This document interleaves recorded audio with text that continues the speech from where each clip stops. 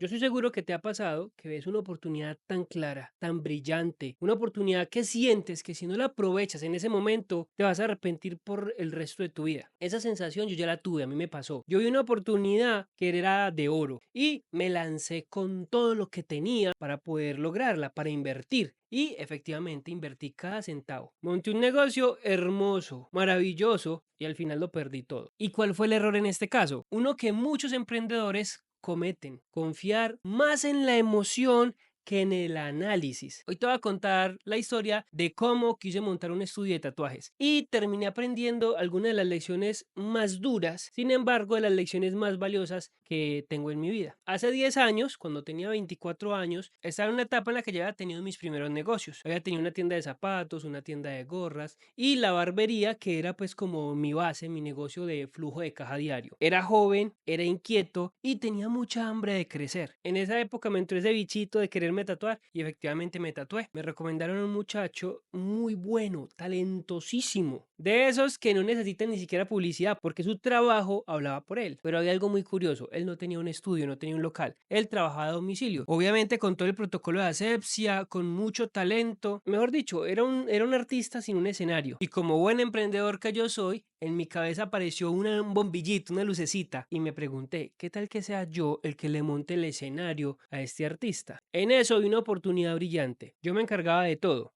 de local, de insumos, de clientes. Él solo tenía que hacer su magia, tatuar, y íbamos a repartir las ganancias. Me pareció y a él también le pareció un trato justo. Él aceptó claramente. Y ahí fue donde empezó el verdadero problema. El gran problema empezó justo ahí. En mi emoción, yo no pregunté lo más básico. ¿Qué sería lo más básico en este caso? Preguntarme algo tan simple como ¿por qué un tatuador tan bueno no tiene su propio estudio? Yo asumí que le faltaba visión. Pensé que era poco ambicioso. O tal vez le faltaban contactos, tal vez le faltaba inversión. Pero nunca me detuve a analizar su situación real, ni me pregunté si de verdad estaba dispuesto él a comprometerse conmigo. En vez de validar la idea, simplemente empecé por el final. ¿Qué hice? Compré camillas, decoré el local, invertí en televisores grandes y bonitos, en computadores, en mesas de dibujo, en lámparas, firmé contrato de arrendamiento, compré máquinas costosísimas, tinta, productos de asepsia, todo lo que se necesita dentro de un local de tatuajes. Todo estaba listo para abrir, pero yo no había preguntado si se podía abrir. Resulta que los benditos permisos que se necesitan para eso no me los dieron. Y él no tenía unos cursos que debía tener para poder empezar. Ahí fue donde empezó mi vía crucis. Burocracia y exigencias que yo no conocía. Y todo ese tiempo el estudio estaba cerrado, con dinero invertido y cobrando la renta, eso sí, pero cero ingresos. Para cuando al fin logré los permisos que me pedían, ya era tarde. Él se había ido a otra ciudad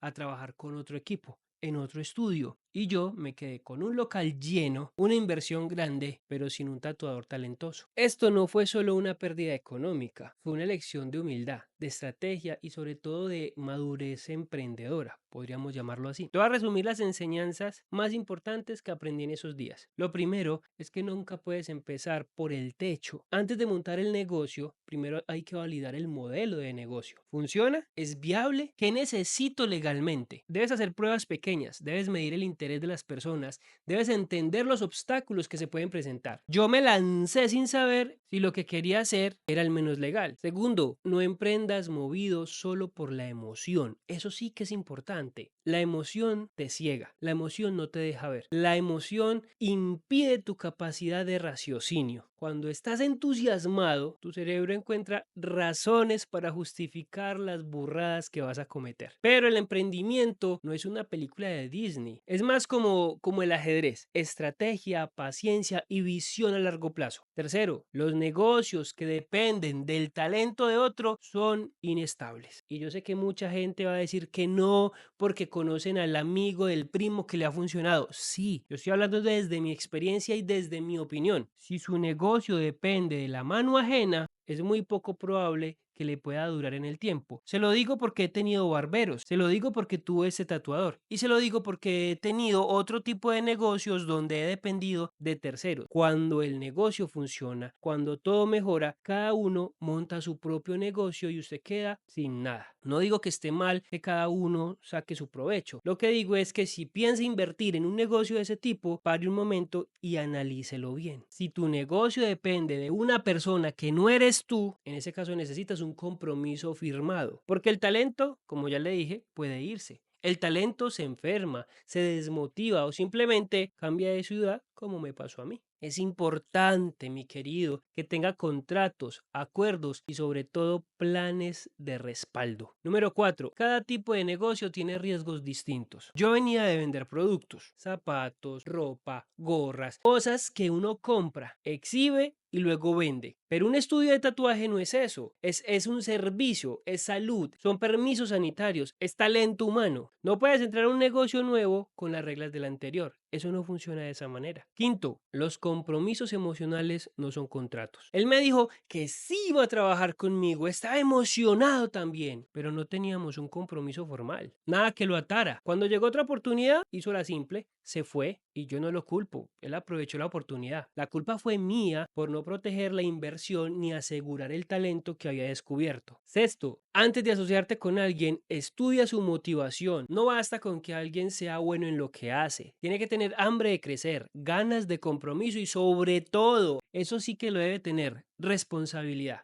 Una sociedad sin propósito compartido está destinada a romperse, a terminarse, a acabar. ¿Y sabe qué es lo más loco de todo esto? Si hoy yo volviera a tener 24 años, probablemente volvería a emocionarme con una idea como esa. Pero ahora no actuaría igual. Ahora me sentaría con papel y con lápiz y me haría las preguntas incómodas que debía haberme hecho en esa época. ¿Qué puede salir mal? ¿Qué pasa si él se va? ¿Qué necesita este negocio que no conozco aún? ¿Qué tanto depende esto de alguien más? Porque es que preguntar ese tipo de cosas es madurar como emprendedor. No se trata de apagar la emoción, porque es que emprender es eso, es algo emocional, es una montaña rusa de emociones. A veces estás abajo, a veces estás arriba. Esa es la magia de esto, es la magia de emprender. Eso no se puede acabar, eso siempre va a estar con nosotros los emprendedores. Pero sí se trata de ponerle el freno justo a tiempo para poder pensar bien. Si tú estás viendo este video y estás pensando en emprender, hombre, escúcheme. Debes hacerte las preguntas incómodas antes de empezar. Debes de validar, debes de investigar y sobre todo analizar bien. Y si aún después de esto decides hacerlo, hazlo con todo, pero hazlo bien. ¿Cómo estuvo el video? Si te gustó, deberías de suscribirte porque constantemente hago ese tipo de videos donde cuento desde la experiencia las enseñanzas que seguramente le pueden ayudar a usted a evitar grandes problemas. Entonces, si no se ha suscrito, suscríbase y nos vemos en el próximo video. Chao, chao.